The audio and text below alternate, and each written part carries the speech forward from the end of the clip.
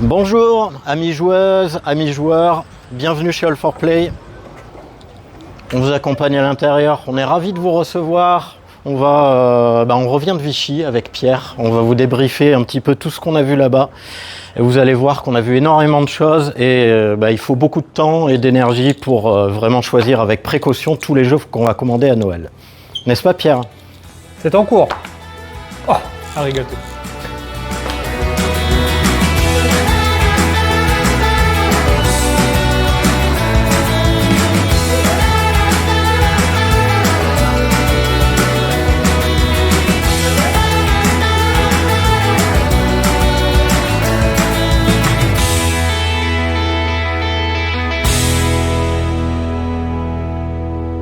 Donc on se retrouve à table pour parler des jeux dans le détail, on sera bien plus à l'aise. On vous met également dans les chapitrages le nom des jeux directement si vous savez qu'il y a un titre qui vous intéresse ou si vous aviez repéré quelque chose à l'avance. N'hésitez pas à aller directement sur la partie de la vidéo qui vous intéresse. Nous en tout cas avec Laurent on a essayé de séparer ça en enfants, famille et initiés globalement. On est d'accord qu'on va moins parler de jeux experts sur cette session-là. Exactement. On va même pas du tout en parler,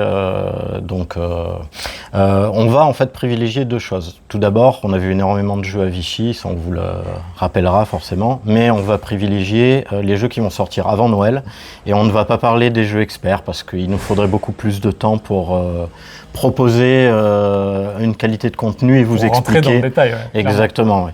Donc on est désolé parce qu'on en a vu beaucoup d'excellents, donc on ne parlera pas de Super Meeple ni de Lucky Dub Games. On a vu des bons jeux chez Pixie Games. Peut-être plus tard, une autre vidéo. Dans une autre vidéo, évidemment. Mais voilà. Et on mettra l'accent aussi, par exemple, sur Limite dans une autre circonstance. Mais ce n'est donc pas le but de la vidéo du jour. Ce n'est pas le but de la vidéo du jour. Et donc, sans transition, on commence par notre première catégorie plutôt enfant. Il y avait beaucoup de choses à voir dans cette catégorie-là, surtout forcément avec des sorties avant Noël. Donc, on vous a sélectionné seulement 2-3 petits jeux qui nous ont semblé pertinents. Est-ce qu'on commence par Arkeo, du coup ? Exactement. Donc, de manière globale, puisqu'on va parler d'Arkeo, où il y a un petit côté memory intéressant, on a vu quand même extrêmement de jeux memory. Donc, c'est une mécanique qui est bien connue, pour laquelle il existe déjà beaucoup de jeux et qui sont souvent très bons. Dernièrement, il y a eu le Clan des souris, qui avait été nominé au Spiel chez Ludistri. On a vu que c'était une tendance qui restait extrêmement à la mode. Ouais, chaque éditeur décline sa version du memory avec ses petites règles, etc. Exactement. Donc personnellement, je vais vous parler j'ai eu une petite accroche positive sur Arkeo.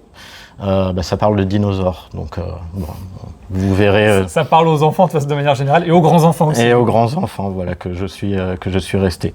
Donc ça parle de dinosaures. Vous allez, comme son nom l'indique, être un archéologue et vous allez faire des fouilles. Et donc ce qui est intéressant, donc on vous mettra les images, c'est que tout d'abord c'est la qualité du matériel. On a une petite ventouse. Qui vous permet d'aller chercher et d'accrocher les strates de la fouille que vous allez faire. Donc comment ça joue? Mais vous avez un beau plateau dans lequel vous allez avoir différents ossements à récupérer. Il y a 4 strates différentes, donc au fur et à mesure vous allez avancer dans le plateau pour récupérer les ossements que vous allez regrouper sur un ossement de Triceratops, un ossement d'un sauropode. Il y a plusieurs possibilités. C'est un jeu coopératif où votre but va être de reconstituer les squelettes de dinosaures de la manière la plus efficace possible. Et évidemment... Je te coupe, les squelettes du coup ils sont sur plusieurs tuiles? Exactement, ils sont sur des tuiles qui sont cachées et donc plus ou moins en profondeur. Et évidemment... la vie d'archéologue est pas si simple, il y a des pièges, et les pièges... Cachés dans le sol. Exactement, notamment des gros cailloux qui n'ont pas d'intérêt à part celui de venir casser votre pelle et vos outils de travail. Okay. Donc il va falloir se coordonner pour qu'à un moment donné, vos outils de travail soient endommagés pour pouvoir les réparer, etc. Voilà, c'est très beau.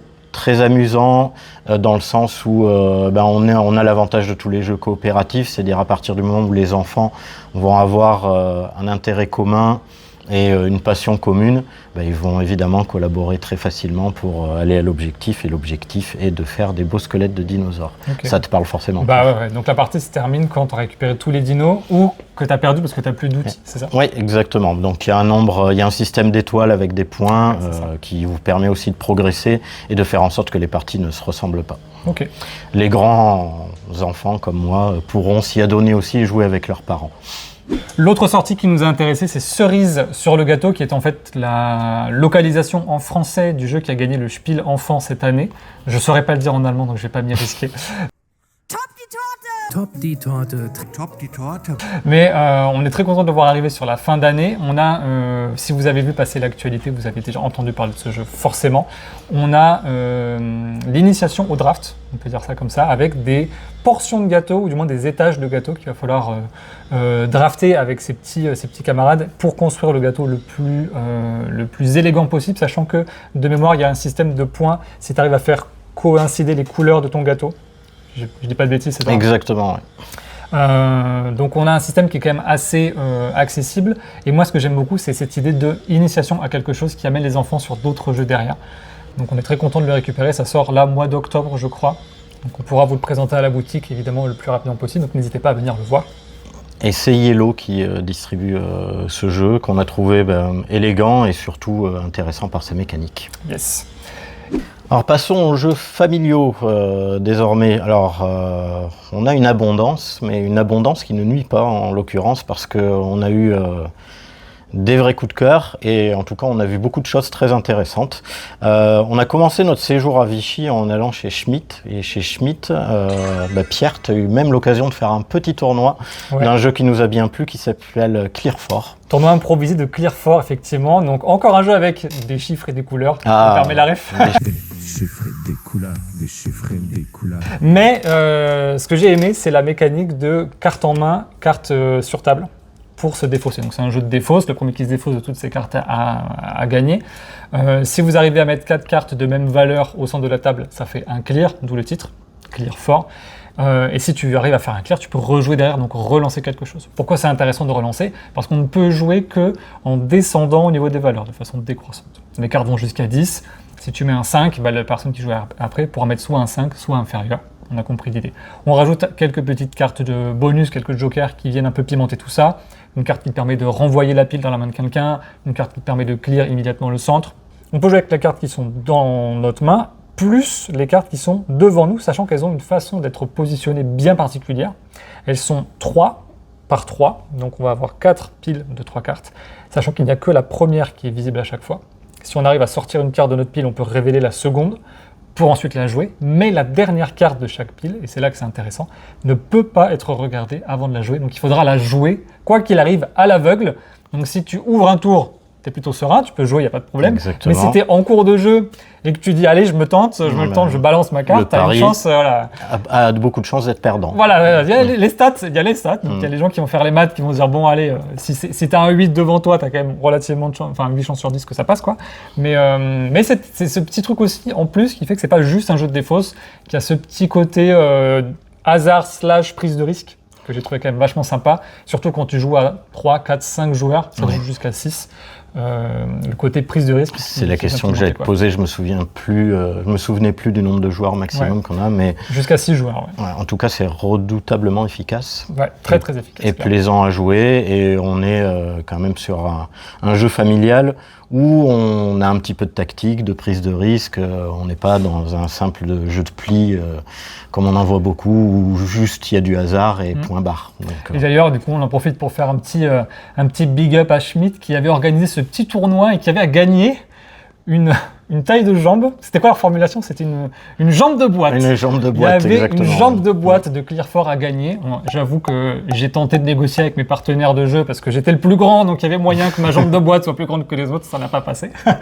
Mais bonne initiative de faire ce petit tournoi de présentation. Puis avec le petit délire de la jambe de boîte, si vous allez regarder sur leurs réseaux sociaux, vous verrez ma tronche derrière, pas content d'avoir perdu avec la jambe de boîte devant moi que je n'ai pas gagnée malheureusement. On enchaîne avec une belle surprise de chez Yellow. Une surprise le genre de jeu qui, moi, m'a fait tout de suite retomber en enfance. Je l'ai revu dans ma tête Toy Story.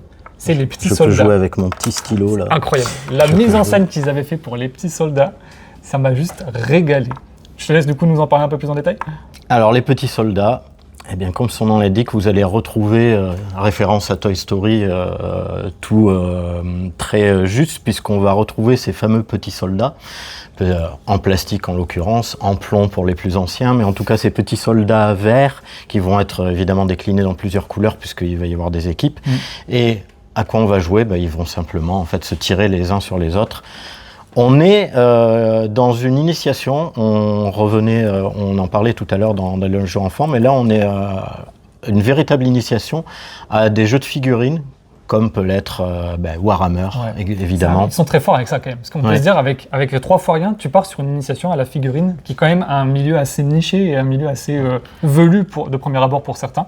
Et là, avec des petits soldats en plastique. Exactement, mais là c'est vraiment accessible à tout le monde. Alors, rentrons dans les détails. Comment ça joue? C'est simple, en fait, la grosse force du jeu et ce qu'elle entretient, c'est que vous allez pouvoir y jouer n'importe où. Par terre, sur votre table de petit déjeuner, c'est ce qui a été mis en scène un petit peu, puisque vous allez juste prendre vos soldats et en fait tout le décor que vous avez là, le décor qu'on a ici, aussi réducteur. On pourrait jouer là en fait. Oui, on pourrait jouer là, exactement. Et vos soldats, ils vont pouvoir aller se cacher derrière mes lunettes, ils vont pouvoir aller se cacher derrière les boîtes de jeux, ils vont pouvoir monter sur l'ordinateur, etc. En fait, ils vont trouver toutes les planques possibles et inimaginables.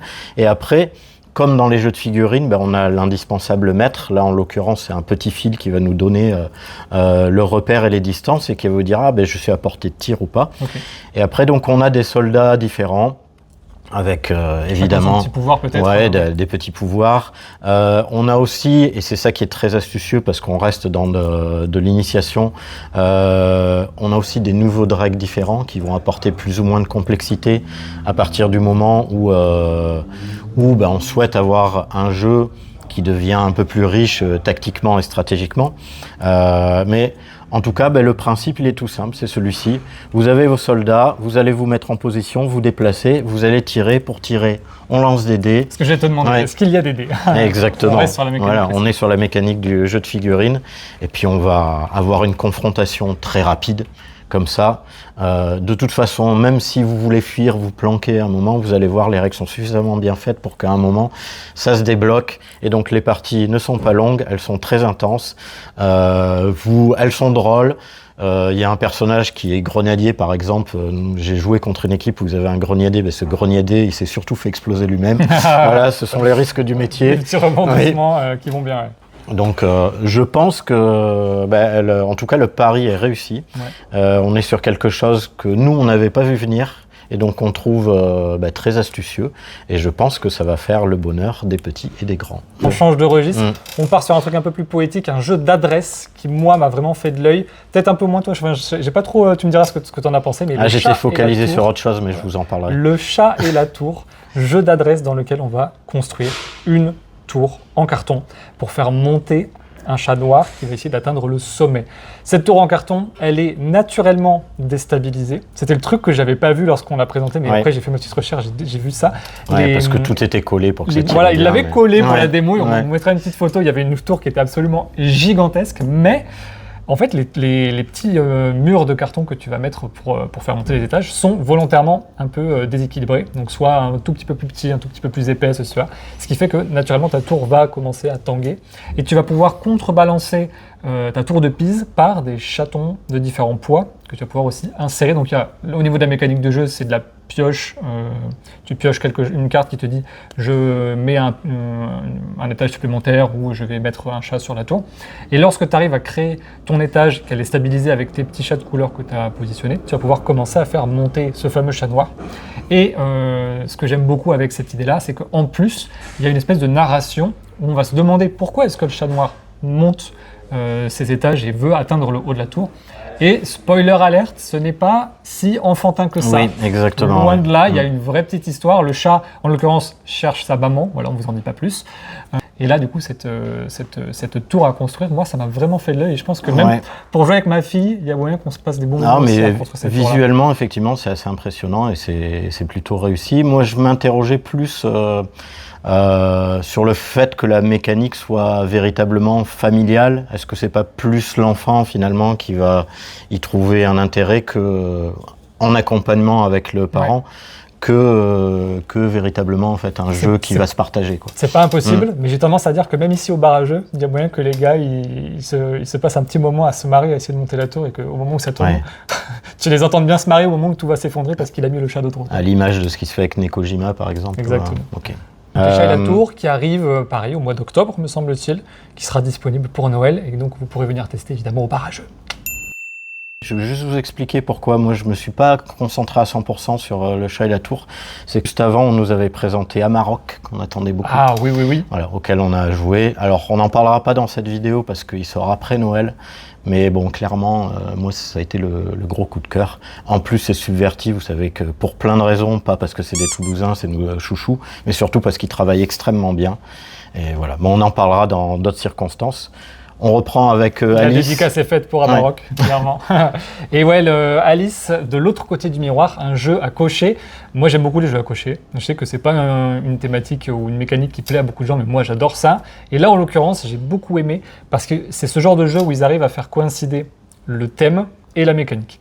Donc, Alice, de l'autre côté du miroir, pourquoi est-ce que ça fonctionne ? Parce que lorsque vous allez cocher, donc c'est un système de coche avec une pioche et des pièces de Tetris globalement, tu vas pouvoir du coup reporter sur ta grille à cocher. Mais c'est déjà assez original. Ça, voilà, c'est le système du coup avec des différentes zones qui reprend un peu les grandes thématiques du Pays des Merveilles, quoi, de Alice, des zones colorées. Et donc tu vas comme ça te promener dans les labyrinthes avec ces pièces de Tetris que tu vas cocher. Sauf que en plus de ramasser des chapeaux ou des tasses de thé et des petits objectifs perso, tu vas en plus avoir à un moment une case miroir. Et si tu atteins cette case miroir, tu vas retourner ta feuille. Et donc tu passes de l'autre côté du miroir et tu débloques un autre labyrinthe que tu vas pouvoir continuer à explorer avec lui aussi ses particularités, sa façon de scorer, ses objectifs à réaliser.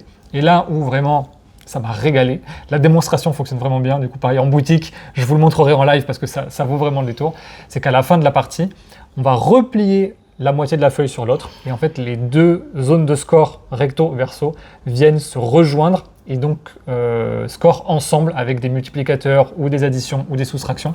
Et les deux côtés de la feuille vont fonctionner ensemble pour le score. Et rien que d'avoir pensé à ça, ça m'a régalé. Ouais, la mécanique est pour le coup originale pour un jeu à cocher. Moi aussi j'aime bien ce système honnêtement. Et puis visuellement on est vraiment bien dans l'univers. Je le trouve très attractif. Il me tarde vraiment de pouvoir y jouer. Parce que là, c'est une présentation qu'on a eue. Et je pense que ça pourrait être une très très belle réussite. Clairement. Jeu à cocher, on coche, c'est validé. Tu me permets cette vanne de merde. On a eu la chance d'avoir un exemplaire en plus offert au festival. On va vous parler de Emblème. Mais on va parler d'Emblème. Laurent, dis-nous tout. Déjà, c'est chez Savannah. Donc Savannah, depuis Traître à bord, qui a été leur premier gros succès, en fait, ils travaillent extrêmement bien. Pour vous donner une première idée, je vais vous expliquer rapidement la mécanique. Mais on va être dans un jeu où vous allez aimer l'ambiance si vous avez aimé Oriflamme, c'est-à-dire vous faire des crasses à tous les tours. J'adore. Oriflamme avec le visuel de courtisan. Oui, exactement, régale, avec le visuel très réussi qu'on a d'un courtisan. Alors, du coup, on va avoir 3 rangées. Ici, on a 3 lieux sur lesquels on va positionner tous les tours des cartes. Je montre ? Ouais. Allez, on va mieux le voir. Donc vous avez 3 lieux différents. Sur ces 3 lieux différents, vous voyez, vous avez des points qui sont attribués aux 3 premières cartes, généralement. Et donc tous les tours, vous allez avoir un certain nombre de cartes que vous allez pouvoir jouer dans vos clans respectifs qui se distinguent uniquement par un coloris différent. Mais en fait, ce sont toujours toutes les mêmes cartes. Donc chacun a son deck avec sa couleur qui contient les mêmes cartes. Exactement, mais vous ne savez pas lesquelles vous piochez et à quel moment, parce qu'évidemment, fait le sel du jeu. Et bien sûr que les autres ne savent pas non plus. Du coup, ce qui va se passer, c'est que tous les tours, vous allez décider d'une carte que vous allez jouer face cachée. Et puis, on va révéler tous en même temps. Et les cartes vont être triées par ordre croissant dans les lieux que vous avez choisis. Okay. Donc, à vous de vous placer intelligemment dans les lieux qui vous intéressent, sachant qu'évidemment, c'est pas si simple. Il y a des cartes qui vont interagir avec les autres. Par exemple, le roi qui est dominant. il peut malheureusement se faire assassiner. Et donc on va avoir plein de combinaisons comme ça possibles entre les cartes. Du côté, tu poses ta carte, mais t'es pas sûr qu'elle soit encore là dans le tour. Exactement. Et de toute façon, tous les tours, on va retravailler les alignements de personnages pour faire en sorte que du coup, il se passe des choses. Et bien, comme dans la plupart de ces jeux-là, à la fin, le classement au score, c'est pas toujours bon d'être trop vite en avance et de marquer des points parce que les retournements de situation sont vraiment très fréquents. Ouais. Du coup, selon le lieu, en plus, t'as pas forcément envie d'être le premier dans la ligne. Exactement. Parce qu'ils scorent pas c'est asymétrique. Au château, au village, tu scores pas de la même façon. C'est complètement asymétrique sur le positionnement et donc le scoring qui va être associé à ça. Donc c'est un régal à jouer. Il y a beaucoup de bluffs. Il y a un peu de diplomatie parce que évidemment on va interagir sur les personnages des autres. J'ai tendance à dire que ça va être un peu plus mature que ce que les traîtres à bord qui est adoré des enfants. Là on est quelque chose qui va plus pour moi se rapprocher du registre de l'excellent Oriflamme. Encore un jeu qui va régaler au barrageux, clairement. Oui, clairement. Voilà, donc pour nous c'est une pépite il tarde de pouvoir y jouer régulièrement. Les parties sont rapides, vous avez qu'une envie, c'est si vous n'avez pas gagné, c'est vous venger et repartir à l'assaut. Très bon ça. Ouais. Et du coup on attendra la sortie. Comme on en a eu un exemplaire, on l'a placé directement au barrageux. N'hésitez pas à venir l'essayer en avant-première chez nous. Demandez-le, nous vous le servirons. On passe désormais au registre initié. Donc, fini les jeux familiaux. Cette fois-ci, on va pouvoir discuter. Voilà, on va commencer à parler maintenant. Et on va pouvoir se combattre. Se combattre en 1 contre 1, surtout, comme dans Gwent. Comme dans Gwent. Très attendu. La plupart d'entre vous ont eu la chance peut-être de le découvrir dès Cannes. De toute façon, c'est une grosse licence, The Witcher. Le jeu est très attendu. Enfin, fin octobre, il est prêt, il arrive. Merci Gigamic. Ouais, on l'attendait depuis longtemps, c'est vrai, ce Gwent. Ceux qui ont joué au Witcher 3 savent de quoi est-ce qu'on est en train de parler, c'est la reprise du jeu de cartes. Donc clairement, c'est un des gros succès attendus aussi de cette fin d'année. Si vous ne savez pas du tout de quoi on parle, donc Gwent, jeu de 1v1, comme tu l'as expliqué, qui se joue sur 3 lignes. Donc on va pouvoir jouer des personnages ou des créatures sur une arrière-garde ou au contraire sur le champ de bataille ou dans la mêlée à l'avant. Sauf que là, toute la difficulté du jeu, c'est qu'on ne repioche pas. On va avoir un deck de base. On va piocher notre main qui va nous servir pour toute la partie. Donc, lorsque vous posez une carte qui va avoir une valeur sur une ligne, vous espérez très fort que l'adversaire ne va pas trop surenchérir parce que du coup, au bout d'un moment, vous allez vous épuiser dans votre main. Donc, vous avez cette mécanique de jusqu'où est-ce que je vais dans cette bataille-là, sachant qu'il n'y en a pas qu'une à gagner, il y en a 3, donc c'est au meilleur des 3 manches, donc 2 victoires sont nécessaires pour remporter la partie. Si vous mettez toutes vos forces dès la première bataille, vous êtes sûr que derrière vous allez vous faire rouler dessus. Donc il y a un vrai côté gestion de main, littéralement, parce qu'on ne repioche rien et on fait avec ce qu'on a et on essaie d'être le meilleur stratège avec ce qu'on a. Donc ça arrive très tôt, très très bientôt et on a hâte on a hâte de pouvoir y jouer. Clair. Bon, mais il est temps. Sans mauvais jeu de mots. Oh oui, j'ai Il est temps de prendre son temps. Take time. On est obligé d'en parler. On a réussi à choper une démo. Donc c'est une démo qu'on va dépuncher, qui est dans un petit livret comme ça. Donc vous pouvez évidemment venir l'essayer à la boutique aussi pour vous faire une idée sur le jeu. Jeu coopératif entre 2 et 4 joueurs avec des parties qui vont s'enchaîner très rapidement parce qu'on est sur à peu près 10 minutes de partie. Je fais la petite démo du coup. Bien sûr. Montre, ouais. L'horloge tourne vite. L'horloge tourne, effectivement. Dans Take Time, on va essayer de positionner des cartes autour d'une horloge. Ok ? Ça, c'est la base. Sauf que des horloges, il y en a un paquet qui sont rangées dans des petites enveloppes avec des difficultés et des thématiques croissantes au fur et à mesure de l'aventure. Donc de là à dire qu'il y a une narration, peut-être pas non plus, mais en tout cas, il y a une difficulté croissante sur les différents scénarios qui sont proposés. L'image de ce qui a été fait dans un Bombmaster, exactement, qui a été le carton de l'an dernier aussi. Tout à fait, voilà, avec des scénarios qu'on va pouvoir, sur lesquels on va pouvoir se frotter en équipe au fur et à mesure. Donc pourquoi est-ce que c'est coopératif ? Parce que vous avez des cartes de 1 à 12 blanches et des cartes de 1 à 12 noires. On en distribue une certaine quantité en fonction du nombre de joueurs. Moi, en l'occurrence, je l'ai testé à 3 joueurs, donc on nous en a donné 4 chacun. Donc il y a 6 zones autour de cette horloge. Si je mets une somme de cartes équivalente à 4 sur la deuxième zone, il va falloir que je sois à 4 ou plus sur la troisième zone, etc., etc. Et pour aller un petit peu plus loin que ça, on a aussi ce côté objectif qui va être sur chaque horloge, sachant que chaque horloge va être différente avec ses objectifs bien particuliers. Vous allez avoir par exemple sur celle-ci, je vous mettrai une image un petit peu plus grande, un placement de carte qui va être imposé. Il faudra jouer en premier sur telle zone, en second forcément sur telle zone, etc., etc. Vous allez avoir un placement imposé par couleur de carte potentiellement, ou un placement imposé par nombre de cartes maximum sur une zone pour faire la somme des valeurs. Okay. Et si on rajoute à ça le fait que nous jouons nos cartes face cachée, vous commencez à comprendre tout le sel du jeu. Et du coup, en fait, en ayant cette première explication, je me disais, je restais un peu sur ma faim, on me disait, mais j'ai l'impression quand même que l'aléatoire va être un peu trop présent, sauf qu'il y a quelque chose qui est prévu pour contrebalancer ça. Effectivement, un aléatoire qui est contrebalancé par le fait qu'on va avoir une phase de préparation avant de se lancer dans le jeu, parce que chose que je n'ai pas dit, on n'a pas le droit de parler pendant qu'on est en train de poser les cartes autour du plateau, on n'a plus le droit de se donner des conseils ni rien. Ouais, c'est une communication limitée, du coup la phase de préparation s'assimile un peu à ce qu'on a dans SkyTeam, Tout à fait. Qui est essentiel. Tout à fait, essentiel, exactement comme dans SkyTeam, avec cette idée qu'on distribue les cartes avant, mais qu'on ne les regarde pas. Autrement dit, tu vas avoir les couleurs de tes cartes, parce que les cartes sont, je voulais dire, blanc, noir, recto, verso. Donc si on te distribue 3 cartes blanches, une carte noire, tu n'as pas tes valeurs, mais ça te donne quand même une indication sur quel jeu tu pourrais potentiellement avoir. Et donc si sur votre horloge, vous avez une zone où on vous demande impérativement de poser une carte blanche, lors de la phase de prépa, je te donne l'exemple comme ça, hein, tu peux très bien dire aux autres, ok, j'ai 3 cartes blanches, donc j'ai des chances d'avoir la carte blanche qu'il nous faut pour cet endroit-là, donc je vais la mettre sur cet endroit-là, et si je ne la mets pas, vous en comprenez que c'est que je n'ai pas les chiffres qu'il faut, et donc à vous de jouer. Donc en fait, il y a t'es obligé de faire confiance à tes collègues, et voilà, plus tu prépares correctement ton horloge, plus tu as de chances d'arriver au bout et de réussir et de passer à l'horloge suivante, quoi.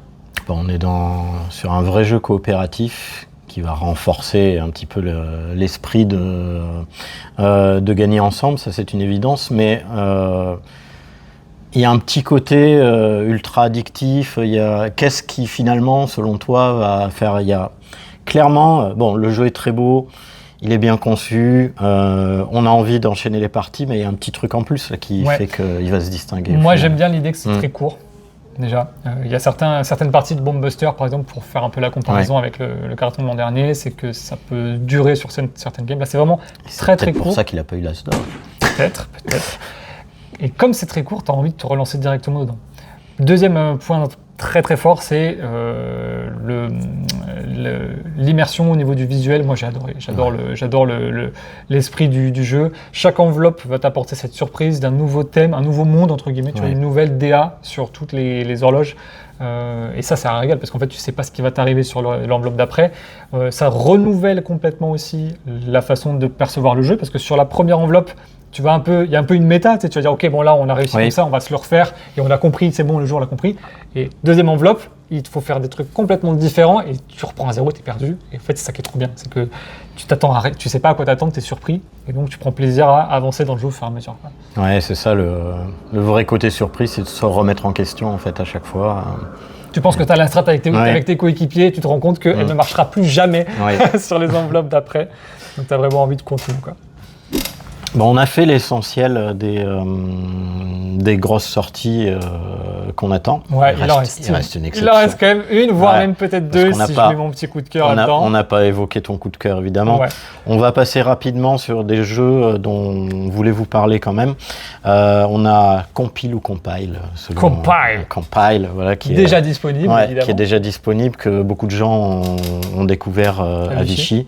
Et qui est un super jeu de duel en 1 contre 1 dans un univers à la Netrunner. Alors, c'est pas exactement ça, puisque c'est des IA.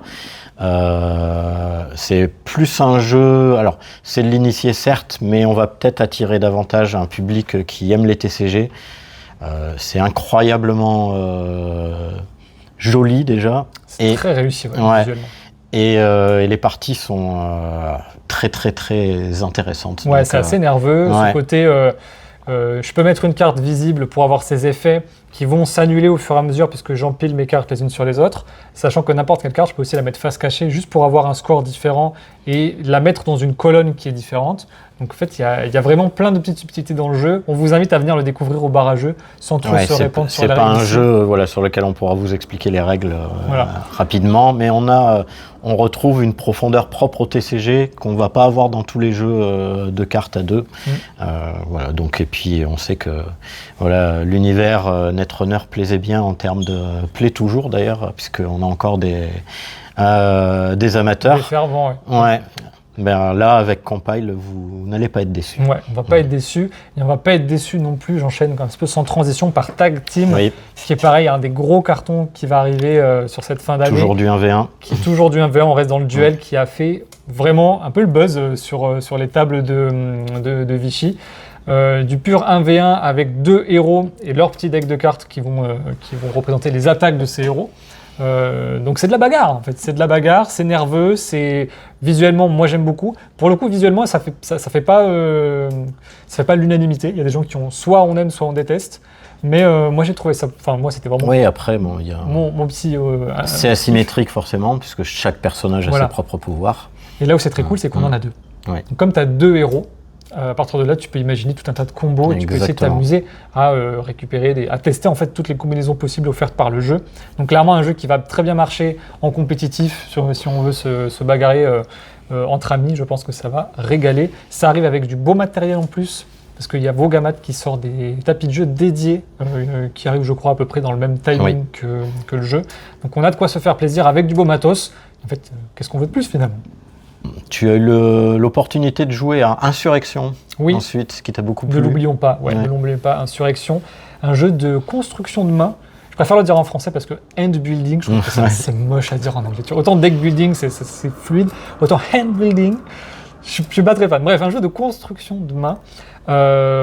Pareil, visuellement, j'ai beaucoup accroché déjà. C'est un thème qui m'a parlé.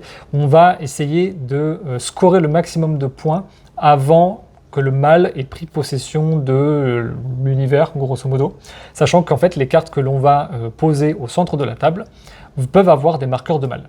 Okay, si à n'importe quel moment de la game, on a 6 manches à jouer, si avant ces 6 manches, il y a 10 marqueurs de mal qui sont présents, visibles sur la table, le jeu s'arrête, le mal a gagné, donc on va scorer à ce moment-là précis. Ça ne veut pas dire que nous, joueurs, avons perdu, mais on va scorer à ce moment-là précis, le mal a gagné. Okay. Si on va au bout de la game, c'est le bien qui l'emporte et on scorera de façon normale au bout de la game. Et donc ce qui est intéressant, c'est que sur les cartes, il y a 2 scorings. Il y a le scoring si c'est le bien qui l'emporte, le scoring si c'est le mal qui l'emporte. À partir de là, vous avez compris, si vous avez des démons ou des créatures de l'enfer, forcément elles vont scorer plus de points si c'est le mal qui l'emporte. Et à l'inverse, les chevaliers, les nains, les elfes, ils vont scorer des points si c'est le bien qui l'emporte. Donc on a ce petit côté à la Once Upon a Draft, où vous allez avoir des combos de score en fonction des cartes que vous avez. Par exemple, moi, quand j'ai fait une partie, j'avais un nain dans la main qui disait « il gagne des points supplémentaires s'il y a un nain qui est visible au centre ». Bêtement. J'avais un espèce de héros, AULT, qui me dit « je score plus si je suis le seul héros dans l'ensemble ». Tu vois, voilà. Donc là, c'est bien fichu. Et donc, à chaque nouvelle manche, on ajoute une carte à notre main, une carte au centre de la table. On va du coup rajouter, parce qu'il faut que les compteurs de mal augmentent, mine de rien, au centre de la table. Et tu peux, du coup, discard quelque chose de ta main pour le remplacer par quelque chose du centre de la table. Donc les autres joueurs te voient aussi construire ta main. Et donc ça fonctionne très très bien. Tu vois que machin, il récupère tous les démons du coin, tu te dis que à tout moment, à tout moment, lui, il joue plus sur les forces du mal, et tu sens ce qui va arriver. Je fais juste une parenthèse sur Moustache, puisqu'on vous avez la chance d'avoir la présentation qui a été faite ici à All for Play avec les 2 auteurs, donc Alexandre et Jules. Et beaucoup de gens finalement l'ont découvert à Vichy. Donc on remercie encore Alexandre et Jules d'être venus présenter, d'être présentés leur jeu. Et puis on sait déjà qu'en termes de vente, ça marche fort. Donc si vous n'avez pas encore découvert Moustache, mais enfin, qu'attendez-vous ? Vous aviez tout ici. Il est derrière nous, là. Voilà. Il n'est pas loin, il est quelque part derrière nous. Dépêchez-vous, parce que bientôt, il n'y en aura peut-être plus. Il y en aura bientôt. Et ce sera Movember, là. Oui, exactement. Sans la moustache. Moi, je dis ça, je dis rien. Mais on voulait terminer donc par Seven Wonders Dice. Alors, vous allez me dire, encore une déclinaison de Seven Wonders. Désolé. Peut-être qu'on en a marre de Seven Wonders, je sais pas. Est-ce qu'on finit vraiment par ça? Pas nous finalement, Non, pas nous. puisque tant qu'ils sont différents et réussis, et force est de constater que c'est le cas de celui-ci. Ouais. Alors la seule déception qu'on a, c'est qu'il devait sortir là en septembre et que finalement on l'aura qu'un peu plus tard. Ouais, c'est soit le 10 ou le 24 octobre, je sais plus. Ouais. 24 octobre, je crois. Ouais, ça arrive le 24, fin octobre, je me rappelle parce que c'est mon anniversaire. Si jamais tu sais pas quoi m'offrir, n'hésite pas. N'hésite pas. Antoine Bozac a encore bossé comme un malade sur cette déclinaison-là. Donc c'est pas du tout un copier-coller des autres, encore une fois. Il y avait eu déjà un travail de fait pour architecte, et là on est encore sur quelque chose de différent. Et je l'avais déjà évoqué un peu plus tôt dans la vidéo, mais c'est encore une fois une réussite de je combine la thématique du jeu avec les mécaniques du jeu. Et ça, c'est un plaisir. Parce qu'on ne va pas jeter les dés. On va les mettre dans une boîte que l'on va secouer, et cette boîte, c'est le forum. Si vous avez un tout petit peu de notion d'histoire, à l'époque de l'Empire romain, au niveau du forum, c'est l'endroit où il y a tout le monde qui se regroupe, où, quelle que soit ta classe sociale, tu peux croiser n'importe qui. Et donc, ces dés vont forcément, quand tu vas checker la boîte, se mettre dans différentes parties de la boîte. Et les parties de la boîte représentent différents coûts pour acheter ton dé. Donc si ton dé il est dans la zone de 0, ça te coûte pas cher de l'acheter. Donc c'est comme si tu croisais un mercenaire et qu'en fait c'est un peu les soldes des mercenaires, tu peux l'acheter pour pas cher. Mais si tu veux un mercenaire de qualité, il va te coûter plus cher et tu vas devoir payer ton dé plus cher. Et ça, tu le fais en secouant la boîte et je trouve ça vraiment génial. Bref, ensuite, on est quand même sur de la mécanique classique de je coche, c'est un jeu à cocher. Ouais. Tu prends ton dé et tu vas retrouver donc toutes les grandes thématiques de Seven Wonders. Donc, tu as les bleus qui vont scorer beaucoup de points, les rouges qui vont chercher à faire la guerre avec ses voisins, les verts qui vont représenter la science et donc les avancées technologiques. Et donc, tu vas comme ça, au fur et à mesure, récupérer tes dés. Certains pour te donner de la ressource qui vont te permettre de réduire le coût du plateau central, d'autres qui vont directement impacter sur tes différents plateaux, sachant qu'il y a des dés supplémentaires que tu peux récupérer uniquement en les débloquant. Donc là, c'est encore plus cool parce que tu vas checker le forum, tu vas ouvrir et il y aura des dés auxquels tu n'auras accès toi parce que tu les as débloqués. Dès qu'effectivement, si les autres n'ont pas développé cette partie-là, ils ne pourront pas exploiter de suite. Et alors, il y a un petit élément trompeur, quand on dit Seven Wonder Dice, on a l'impression qu'on met l'accent sur le dé. Ouais. Mais en fait, le dé, il n'est pas omniprésent dans le jeu. On est vraiment sur un vrai jeu de stratégie où, certes, le côté... dans le forum est extrêmement réussi, mais c'est pas finalement prédominant. On a d'abord en fait des stratégies à développer sans qu'il y ait véritablement d'aléatoire au final. Totalement, totalement. Et c'est pour ça que ça fonctionne à mon avis. C'est que vraiment la strat que tu vas mettre en place va forcément dépendre de ce qui se passe dans le forum, mais tu as suffisamment de liberté dans le plateau pour vraiment axer ton jeu sur telle ou telle stratégie ou tel développement que tu as envie d'essayer sur une nouvelle partie. On n'a en tout cas pas perdu l'essence de Seven Wonders, qui est quand même de la stratégie. Ouais, totalement. Qu'on a évidemment énormément dans Duel ou dans la version de base, mais sur laquelle Architect est une initiation, à l'image d'un Terraforming Mars version D, où on garde en fait, qui a su conserver en fait l'âme de Terraforming Mars. Jeu, mais là, c'est pareil, et c'est ça qui est extrêmement appréciable. Et à noter, petit bonus pour finir, c'est que le plateau vient avec non pas une foultitude de feuilles à cocher et à foutre à la poubelle, tu as un espèce de crayon un peu gras. Ouais. Donc c'est même pas un feutre, le feutre qui va s'user au bout de 2 jours, non, c'est un crayon gras que tu vas pouvoir tailler, tu vas pouvoir cocher, donc c'est beaucoup plus propre au niveau de ta feuille. Enfin, je vais dire ta feuille, mais c'est pas vraiment une feuille, c'est une espèce de tuile en plastique, du coup, que tu vas pouvoir cocher. Donc au niveau de la durée de vie, c'est quand même aussi du matériel, j'entends, c'est quand même beaucoup... ouais, je pense que c'est une innovation qu'on va voir dans d'autres jeux. D'ailleurs, on a commencé à voir ça dans d'autres jeux, si je ne m'abuse, mais oui. C'est vrai qu'on était passé du livret de feuilles à... la feuille plastifiée que tu coches que tu remplis avec tes feutres. Et là, on est encore sur l'avancée suivante, c'est le crayon gras qui a, je pense, une meilleure durée de vie et un meilleur respect du matos aussi. Tu vas pas, parce qu'au bout d'un moment, avec tes feutres, t'as beau effacer, ça commence à salir. Oui. On le sait que trop, Just One, Co. Et tout cela, la Fiesta de los Muertos, let's go. Bref, du coup, le matériel est vraiment de qualité. Et pareil, un succès annoncé, c'est mon cadeau d'anniversaire. Voilà.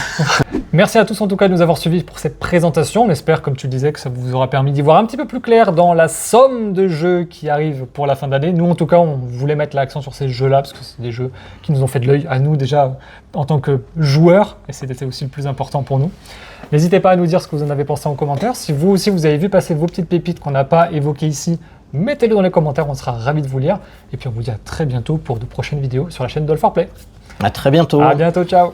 Au revoir.